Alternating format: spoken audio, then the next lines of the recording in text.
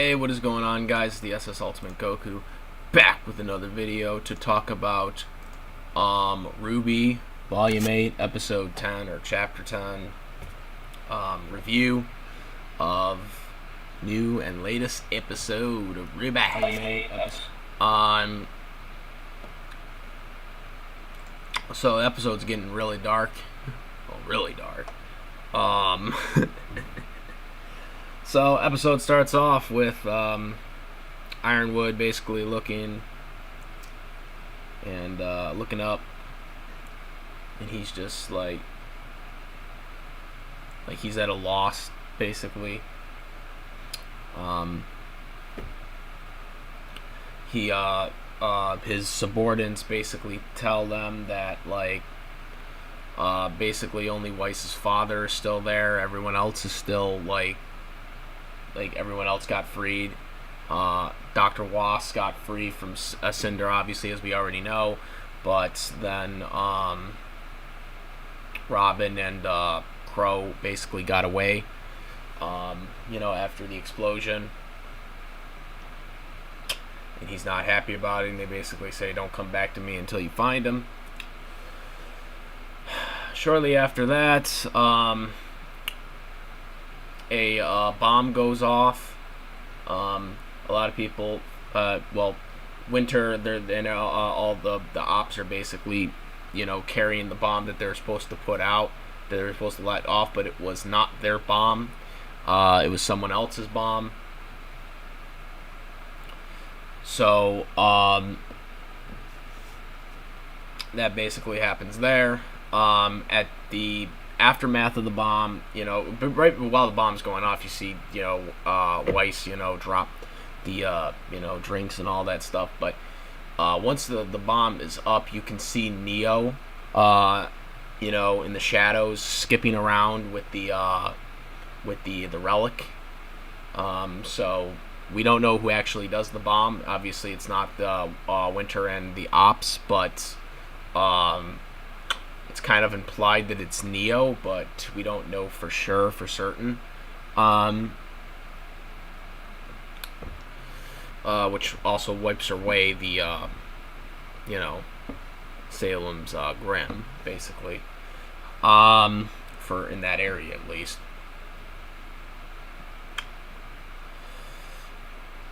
So then next you got, John and his team basically, with Emerald, and they're not trusting her, and Oscar basically says, Osbin basically saved my life and you trust him, so just try to trust her. Yang is hesitant, respectfully so, because she was directly responsible for losing her arm. So that's what happens with that. Then we have Cinder with Dr. Wass, and Cinder basically was under the impression that Penny was under her control, so he wanted her to bring, or he wanted to bring her to Cinder, but he basically said, no, I controlled her, I don't have her under control. She basically will open up the vault, and then she'll self-destruct. Cinder doesn't like this, because obviously she won't get the powers that way, so she threatens to basically kill the Dr. Wass,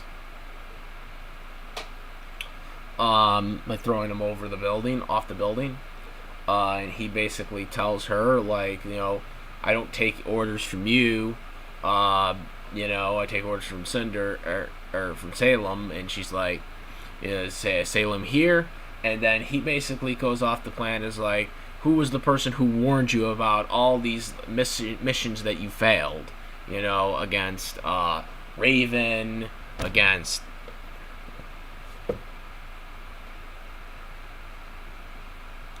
Penny and Winter, who was the one who trusted you? Me. And you didn't follow me. And then she lets him back, on the ceiling of the roof there. But then she's like going, to the corner of the roof and basically starts to kind of, upset and like crying, I guess, a little bit there. So then,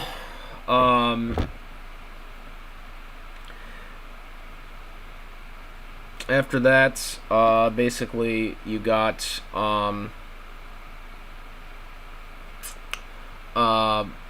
Ironwood. We go back to Ironwood, and the Ops and Winter are back. They basically give the report, and they basically tell him it wasn't their bomb that went off, and they said, "Oh, you still have the bomb though," which he basically uses to his advantage later in the episode. We'll get to that. Still don't know what it is, to why he, has the bomb, but he's still using this one now to his advantage since they still have it. He basically then asks for Penny, which obviously Penny hasn't come back because they need Penny to basically save save Atlas. So they think Dr. Wasp basically betrayed him, which, yes, he did, and that's why she didn't come back. So then they were like,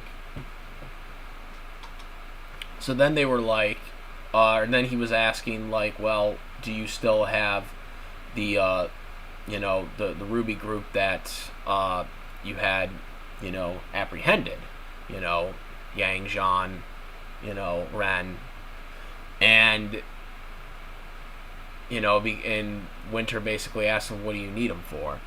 And he puts his hand on her and basically on her shoulder and basically says, we need to use them as, pawns to basically, get Penny to come over here, because we need Penny, as well as the other people. And which then one of the Ops basically told him that she freed them, to save their friends, and that they never came back. And then he basically takes his shoulder off of Winter and basically then just destroys his computers, basically. And is just all pissed off after this, like a sore loser.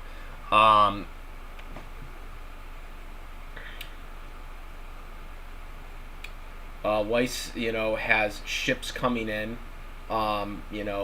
which they knew right away it was their ships because obviously they have the father in jail, to basically try to help Mantle, because Mantle refugees were out there, and so they were trying to free them. And so then, this gives Ironwood an idea.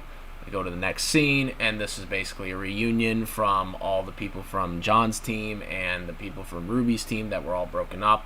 They have now come together. They've all hugged each other, and so they're kind of happy for a brief second that they're back together again as a group. But then it's short-lived because then Ironwood basically comes on the broadcasting station and basically says that you have two options to save Mantle. Is either bring Penny with me, bring Penny with you, to us so we can work together to save everything, or I have a bomb that basically can destroy Mantle. And you have 1 hour to basically make the decision. So basically, Ironwood is officially a villain because he has basically threatened the lives of multiple people publicly on broadcast. And not really good option. He's literally lost. He's clearly lost all insanity. Because he's basically essentially threatening his own people. Um, and But that's his ultimatum. They end it where they show kind of Nora in the bed, and then right next to Nora on the floor is Penny, who's still knocked out. Um, and that is how it ended. That is how the episode ends. Quite an interesting development for an episode. Ironwood has literally gone off the deep end. He's declared martial law, so like he technically can get away with most of the stuff because he's under martial law. But threatening publicly on broadcast was not a good idea because that is not going to fall very well. He's already killed one of the government officials. So I can't see Team RWBY deciding to help him because that's kind of insane. He has officially gone off the deep end on this. So pretty interesting. Oh, and I guess I should. I actually forgot one scene too. I should mention. There was a scene where Cinder is shown, picking up the cell phone, which shows Neo texting her, since she can't really talk, so she doesn't call her. So she texts her and basically shows her. They don't show the entire text, but they show, I have the name or whatever, and they don't show the rest of it, and they show the picture of the relic, and if you want to know the name, you know what to, you owe me on something. I'm not exactly sure what she's talking about, since, I thought they kind of had their grievances from Roman, in terms of the fight, wanting to go after RWBY instead. But there was that scene as well too. I forgot to mention that scene. But now I've viewed that. That's gonna be interesting to see what Neo does, because Neo kind of holds the cards now, because Neo got the relic back. She originally stole the relic from the RWBY gang, but then she didn't get the credit for it from Cinder. Cinder took the credit for it. Now she's got it back. She knows the name because she asked the name on the relic, even though they don't show it because they don't want people to know right now. But Neo knows. I'm very curious to how she would have asked Jin how to ask the question. Like, she would have had to type on her phone the text of the question. So she could ask Jin the question. But yeah. I believe that was it. I think that was the only scene I missed. That I just talked about.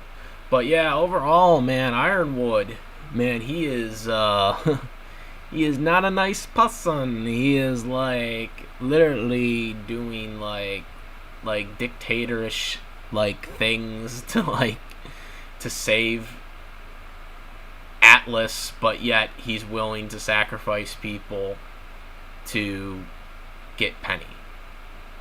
He's trying to save people, but at the same time he's threatening to destroy people by threatening to get what he wants.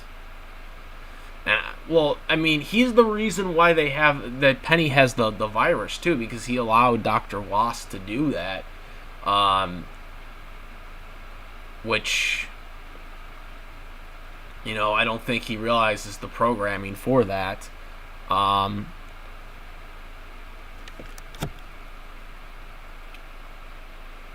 So that's going to be interesting to see what happens if they decide to go along with him. He obviously doesn't trust Winter anymore, because I think the whole thing taking the shoulder off implies that he kind of lost trust in Winter.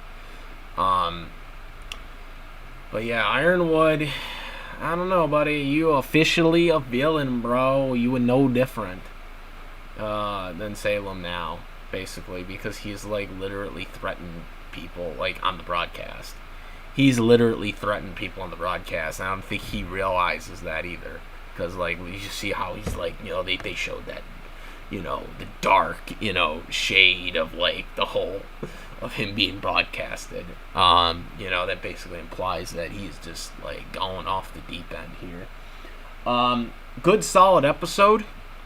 We'll see what happens in the next episode, but so far, pretty good. Let me know what you guys think. What did you think of this episode? Comment, rate. If you like to see my videos, please subscribe. Hit that notification bell for all the latest contents. And if you are subscribed, again, the bell, because that will give you the notifications right away. I do have my Discord link in the description for other further discussions on certain topics with anime, dubs, and all that stuff, and any other media stuff. Yeah, that is about it, guys. I am the SS Ultimate Goku. I'm out of here. Peace!